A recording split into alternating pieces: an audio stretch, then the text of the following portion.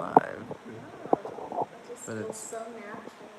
Not really, No, no. this feels why is very it so zoomed? forced. Seriously, Joe? You see what we see. Oh my Yeah. god. Allison? Oh. No, not that. Get to know us Alright. that way. Hi. Hello. That's so funny. We're I working know on, you're covering all the questions with your ad. we're working with all the technical difficulties right now and figuring this out. So, and I can't, oh, can you read those? Very Yeah, I faint. can. Hi, Hi. guys. I got Hello. that. Hi. Hello. Covering the spectrum of greetings. So this is Allison and Tom, and we're here to answer your questions. Hello, Carolyn. We're here to answer your questions about astrology, mediumship, being able to predict future occurrences, and hi, Lynn from Scottsdale, and people that are empaths that feel for others. Is Armageddon real? Okay, mediumship, psychic abilities, astrology. Yeah, That really. would be Don't good. throw us with Armageddon. We're Yeah, not there yet. that's a Yeah. little too deep. Hi from London. Hi, Elena. Just could you tell me about my destiny? Okay, that's a pretty broad question for a 15-minute segment. Oh, thank you, Amanda. Sunset Boulevard. Yeah. Hi, I used to live off Sunset Boulevard in Doheny. Yeah. That's okay. Hi, Marianne. Montana. Montana. Hi. We're from London to Montana. I know, we're all over the place. That's the beauty of the internet. So I want to say Shane. happy birthday to Hi. all the Geminis out there, since we are leaving Taurus now and going into Gemini. So everything speeds up now, everybody. So get ready. The slow side of Taurus turns into the rapid side of Gemini. You know, I found that my readings in Taurus, though, were super intense. Taurus, I don't think people realize the other end of Scorpio, and it's a very intense sign. So even though it's Earth and it slows things down, you find the tragedies seem to be multi-layered. I Yes. found the readings to be very intense. So certain signs, the readings that I pull will be the energy of whatever that sign is, and Taurus is a heavy one. So now we go into a lighter one, but it's a flighty one at the same time. So lots of questions should come this month, and so we're expecting a lot of questions from coming to us, because that's what Gemini represents, information. Yes, Andrea, mediumship is like a muscle. The more you practice, the stronger it gets. So people that don't use it tend to get pent up and angry and frustrated and stressed, because it's like putting a Band-Aid over your eyes and not using your eyesight for 15 years. So when people don't express themselves in predictions, and they have dreams that they don't write down to try and determine the meaning of what they're seeing, they hide it, and they kind of strangle their gift, if you will. So if you do have abilities, it's important that you have friends that are open so that you can practice on one another. And if you are creative, just in general, don't think that your whole life has to be about a job that you have to do that's practical. You can have hobbies that are creative to exercise that gene in you. So always have a side thing where you get to be creative, which kind of helps you with the boredom of the job if you're not liking it. Well, and with predictions and mediumship, I find it helps to have a pad of paper and a pencil and write down the impressions I get, so I can keep them sorted and control and try and understand the meaning behind what I'm getting. Because if you're just trying to carry it all in your head, sometimes you forget some of the impressions. But when you write it down, it's just a lot easier to refer back to them. That's a tough one. If you only feel energy but you don't understand it, you got to take it to another level. That's kind of basic stuff, is feeling an energy. You've got to learn how to communicate with it. And usually energies that'll be around you will be related to you. So it doesn't mean you had to have met them. It could be a grandparent that died 6 months before you were born, but there's a connection, and it's usually a positive one. The only time dark entities come through and are around people is if you're doing drugs, if you're on alcohol a lot, so in other words, chemically imbalanced. People in those conditions lack boundaries, and they're very easy for the darkness to access. So I'm very strong with my boundaries with the living and with the dead, and it really helps me when bringing through people. When I finish a reading, I say, I'm going to break my connection with them and send them with you. And that's my way of telling the deceased to go with the person, the client that I just read, because I don't want them staying with you. So you have to determine boundaries. I do believe in dark entities. Yes, they do exist. Someone asked the question, the difference between astrology and psychic mediumship. We did a video on that, so you'll find a video that we've already done explaining the difference between what both of us do. And then also somebody asked about, they always see their birthday on the clock, 11:17.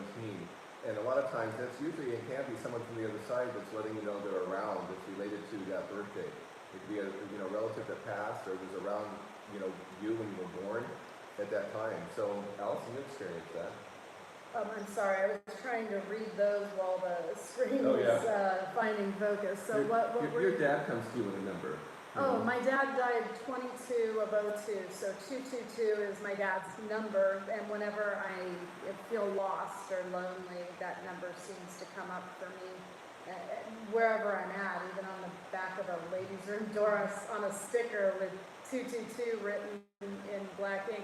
1111, I've heard a lot of people see 1111. Isn't there meaning behind 1111? Well, they say it's a master number because it comes up to a 2. Just 11. It's a 2, and they say if you have an 11 in your numerology, they say it's a master number. I don't know. I don't have one, so I don't care.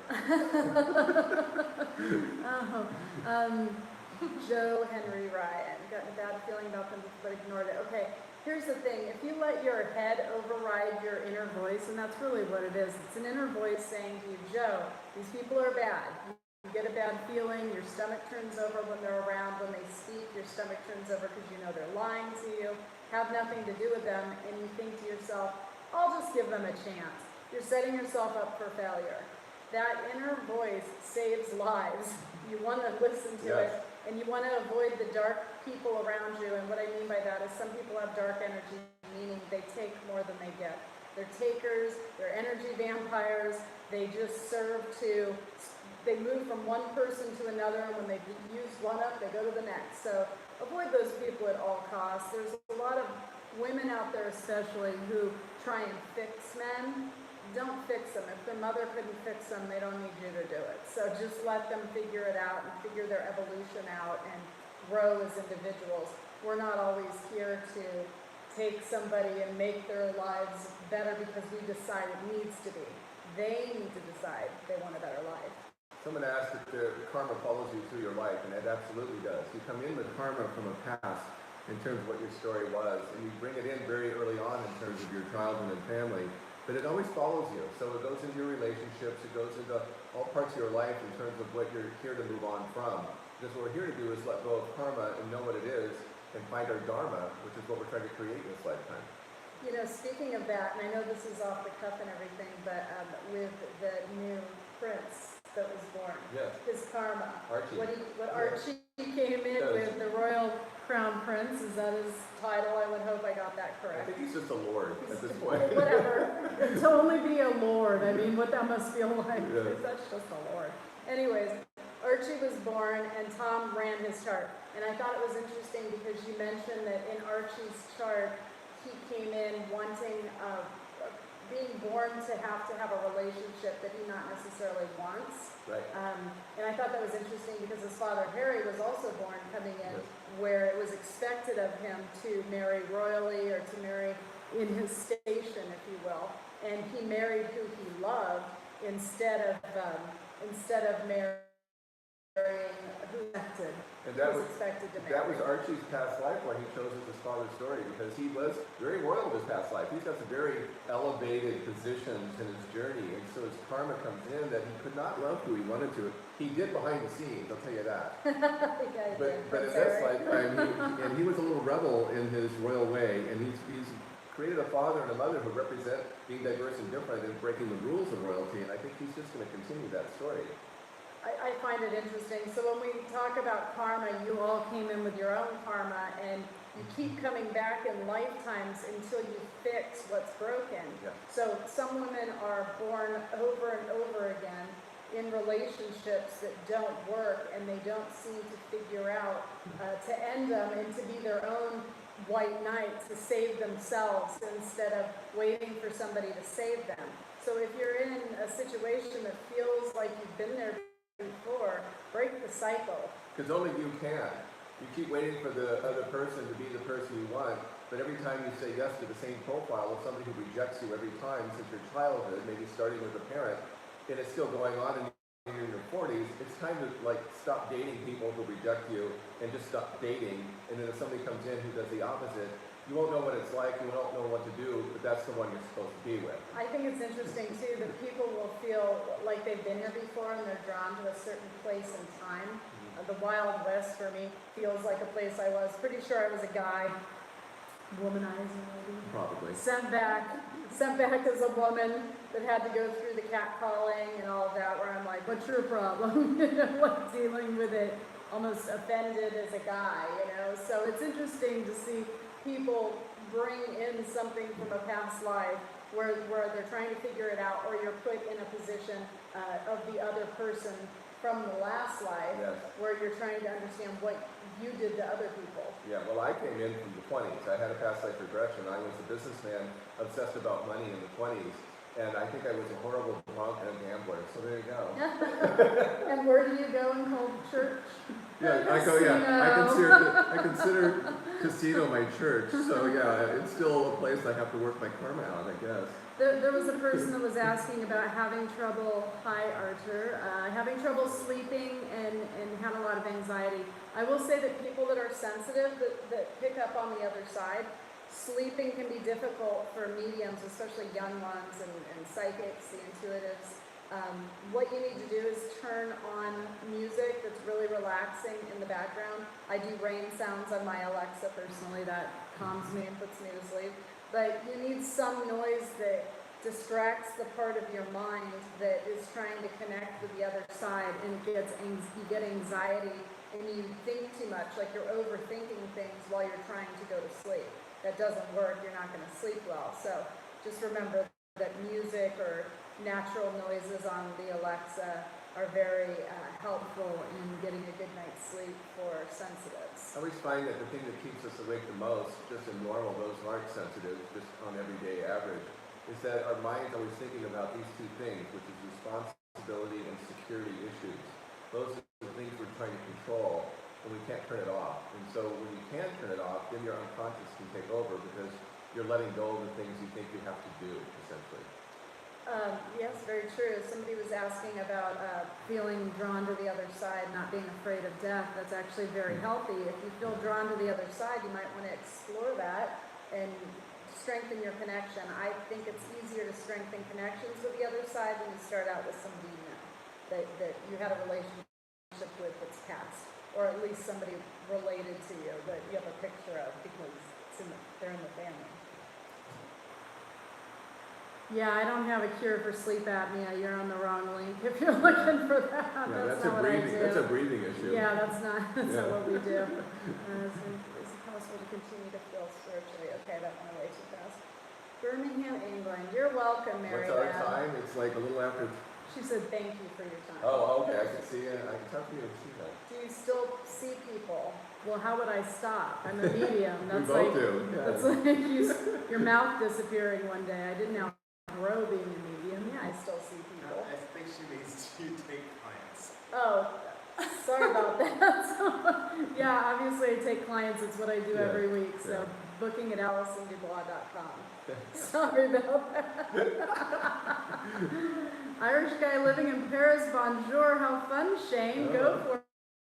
That sounds like life. Oh boy. I like it when I see people like Shane who are Irish and living in Paris, and you can tell he's an adventurous spirit, and that tells me he's living his life the way he needs to. And when you're young, sometimes you feel like you're free falling, like, am I in the right place? But those are the exciting times, so don't worry about how your story ends. Just write it in the moment and don't get caught up in where you're going, but rather where you're at. A lot of times I'll do readings and I'll see the person's karma, and I can see them in a different part of the world. And I say, have you ever been to that part of the world? And they go, yes, I love that place. I go there all the time because their memory is still there. I recently went for a woman, and I said, because she travels all the time, and I said, what place do you go that feels like home? And she goes, London, England. She goes, I'm obsessed with it. And I said, well, that was obviously a great lifetime for you. Yeah, that would be, as long as you don't like the sun. Yeah, well, she didn't care. So, some people are asking questions and can you bring people through? I can't do it in 5 seconds of reading your question and only having that time in order to do it. So we're trying to stick to general questions so that we can answer more people's questions. Out-of-body experiences at Albert are most common for children who have either abusive families or their parents fight a lot. They tend to learn how to go outside of their body, walk around outside of their house where it's quiet. It's something that children usually start practicing when they're little, just to escape whatever's in their house that makes them unhappy or uncomfortable. But yes, it's completely possible. If someone asked me what my email was to contact me, it's tommcmullen.com. Very simple, just my name and .com. Or if you're on Alice's website, there's a link to me. So, That's simple. yeah. Any suggestions for refine abilities? I have FAQ video clips up all over my website. You can check those out. I've written 5 books on the subject, so there you go. All I right? think you've covered, yeah.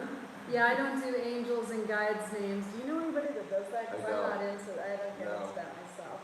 Okay, I have just to babies who want to incarnate. When babies die, they're reborn into their family. So if there's a miscarriage or a baby dies at birth, they end up being born as either your future child, another child that you'd have, or a niece or nephew in the family. But they find a way into their family. Just because their body can't sustain their soul doesn't mean their soul's penalized and held on the other side. Their soul gets a chance at life to evolve. So babies are reborn into their families. And souls come into this lifetime to choose a family to represent a story that's going to be relatable to their own story. So, the parents will represent parts of you in your past life, and you need them to play it out so you see what it looked like. And that's the part you're trying to learn from and move on from, essentially. Linda, same with, she asked about aborted babies. Same with aborted babies. They're not penalized because they didn't get a physical chance at life. They take another shot at coming into the world. So they find a way into the family one way or another. They'll find their way. No, we do not choose our parents. You say we choose our parents. I don't believe it. Karma. No way. No, sorry. She doesn't like it. She doesn't like the karma of it. So. I can just see the conversation that went on when I was apparently choosing my parents. Your mom's going to be really pretty, but she makes really bad decisions, and she's not really going to be there. Yeah, wrap her up. I'll take her. So pretty, I guess, was what I went with is her strength. And then my dad, my dad was only around every Saturday, but he was a lot of fun. It's like, okay, you don't get a dad like other dads that are there 7 days a week, but yours will take you to the fair and buy you cotton candy, which was awesome. Right. And he'll be a professional ballroom dancer. And you know what? I'm glad I picked him because I did learn something. And I ended up marrying a man that was the other kind of dad. Wasn't just a good time dad, it was the dad that was always But there. you healed the karma by changing the story of what your parents showed you. I mean, my coming into this world is I was born of a mother who couldn't keep me and put me up for adoption, and then to a mother who didn't want to raise children. So there you go. Right? Who would pick that? So. But you were adopted by a family that was wealthy, so they're like, hey baby, you get some rich parents. Yeah, But there's going to be some pitfalls. Yeah, no, doesn't help, because that's not what we need. We need someone who's going to nurture you, and that certainly wasn't there. So I became someone who learned very much how to nurture others and to create stability in my life because my upbringing in my past didn't have it. I didn't have the stability either, and I created my own stability as well. So I second that. So all the people that are trying to fix other people, usually the ones that are trying to fix other people have something inside of themselves they need to fix on their own. So focus on yourself, put your energy into yourself, and stop worrying about the guy at the bar that's got kind of good hair. You can't fix anybody but yourself, essentially, at the end of the day. Yeah. That's very true. Yeah. So is that it? Oh no, you're 15 minutes in. You're 18 minutes in. Yeah. Yeah, I can read. That's what I was asking. No, we're gonna go 30 minutes this People time. who talk from accidental drug overdoses, that's actually a really good question to bring up. I've been bringing through a lot of boys lately, especially. They're taking a pill called like a Vicodin or it'll say Percocet on it, and there will be a bunch of boys on a weekend that each take one and they all died. I brought one of those through. 8 boys died because they took this pill that ended up being fentanyl that came over the border from China. And so that is a real problem. When it comes to people who die from drug overdoses, they go where everybody else goes. They're clear of mind, they revert to the age they were the happiest, they're focused, they're usually pretty upset that they went that way, but they understand that when the medication builds up in their system that they have to take more and more and more in order to heal the effects of the medication, that it can kill them, but they just seem to feel superhuman, like they can't be killed and it's not going to be too much, it's never too much, and they're usually pretty mad at themselves when they pass. So I always think of alcoholism and drug abuse as like a horrible Groundhog's Day of misery. Because, you're not happy in this world, you're not happy in your life, and you want to escape it, and those are temporary escapes. All of a sudden you just turn off the world with your drug or if you're high. At the end of the day, you wake up the next day and you have to start it all over again. And just, figure out how to be happy in your life. Sarah asked, she said she didn't know why she would have chosen abusive parents, and I also grew up in an abusive household, so I understand where you're coming from. But what you do is you observe your parents, you grow up in that life, and you become the parent you wished you had. Absolutely. So why did you get abusive parents? Maybe to make it better for other children, that you can help to understand that they're not defined by their childhood, that they have a choice to evolve and to learn something from it, to not be like the parents, and to grow and enjoy their life and not let it destroy them. Right. And same for me. I had a very unstable, abusive upbringing, and at the end of the day, I turned out to be a very different person and created the opposite in my life because, you learn from your experiences. You learn from what you're given to say, it's like when you say, I'm never going to be my mother, or I'm never going to be my father because of however that negativity played out, and so then you don't. The point is not go down the same road. We just had a person post that's a Sun in Pisces, Moon in Scorpio, Virgo rising, that's having emotional problems right now. I don't mean to laugh at the emotional problems. I mean it because I'm snickering because Tom and I understand astrology, so when you gave those aspects, I could already feel for you because that's a lot to be born with, right. And those are very sensitive signs. So you must feel everything. Everything would affect you with that chart. We come in with the earth, fire, air, and water, and sometimes some elements are stronger than others. I have no earth coming in, and therefore you see I was adopted. I have no roots, parents that weren't there, and so I had to create the empty hole of no earth in my element myself. I would look outside for others to depend on, but that never worked, so I had to figure it out on my own. So she's talking about Parkinson's and how she's going through that with her mother right now. I had gone through that with my grandmother. What I can tell you about Alzheimer's and Parkinson's, people that are living with it, they're half on the other side. Like they can talk to the people they love that have already died, and they have the people they love that are living, that are visiting them. So they live a long time because they hold on, yes. not wanting to leave, being able to see everybody they love. Yes. So Alzheimer's and Parkinson's patients tend to outlive some of the healthy people, actually. And then other people were asking about heaven. Heaven is your, whatever you lived in your life on earth, your happiest days. You relive those days. You can actually push it up. Yeah, that's okay. Can you see that? I can see the TV in Barcode. If you look on a scroll through it, Okay. No, I don't know what this is. We were just kind of knocking them out up there. Okay. Okay. Yeah. We're trying things. Yes. Thank you for standing by. Okay. What does being told that you're powerful mean? Like influencing others? Owning who you are, essentially. Not letting yourself be defined by things outside of you. Your power is who you are and how you live your uniqueness. And then influencing others is not really influencing, it's just helping others by who you are.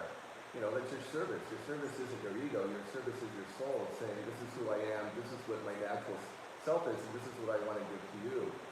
So Kate was asking about panic attacks and how is her friend around her, obviously deceased, right. when she's having those attacks. When you're having a hard time in any place in your life, you ask somebody that you love that's crossed, just tell them that you need them, that you need their strength, that you need their focus, you need their calming force. and to please be there for you. And when you do that, it draws them to you. It's like placing a phone call to them, and they know they're needed. So it's actually up to you when your loved ones are around. You're not helpless. A lot of people feel like they have to seek out the person that died, like search the universe. And in reality, it's like having the ruby slippers. You had it all along. So click your heels, talk to the other side, tell happy stories about them. If you talk about them and it always makes you sad, they're not going to want to be around you because they're going to think their presence makes it worse. They're going to think that they depress you. But when you talk about them, they came to your birthday party and what a great time you had, and their love of Depeche Mode, whatever, I'm just pulling it out of the air. The things about them that you love, they want to be around you all the time. And yes, they are much stronger than us, and they can help us get through life. And they do. I feel my dad all the time. When I do readings and the person has weak energy, either the client or the deceased on the other side, I'll say to my dad, can you please turn up the volume or strengthen their sound so that I can hear them better? And my dad does that for me. So they're waiting for you to tell them what you need. Oh, Tracy, that's got to be hard. Emotional all the time. Can souls really end up in hell? I have actually experienced in a couple of readings child molesters who I brought through, unfortunately, for their children, because their children had been some of the victims. And basically, like energy is drawn to like energy. So when we die, it's why we end up with our families often, is because we have a similar vibe. So when bad people die and there's no remorse, that they're not sorry, they didn't learn anything from their life, there was no evolution, they're just still the most basic, low-functioning energy, they gravitate to other people with the same energy. So unfortunately, the hell is what they made it. That sounds like hell. Right. I mean, awkward. Can you imagine? Mm-hmm. No, they can't find any more victims on the other side. That's another thing that upsets them. So that is their hell. Yeah. And for us, it's reassuring to know that they can never hurt anybody again. Oh boy. Okay, we're going as fast as we can. Did you want anybody to put up any birth times or anything just to play with, or do you want to just keep doing it? No, we can keep doing this. Let's see Let's this. become our spiritual guides more than... Because our soul recognizes close family members' souls, they feel familiar to us, so it's easier for us to connect with them.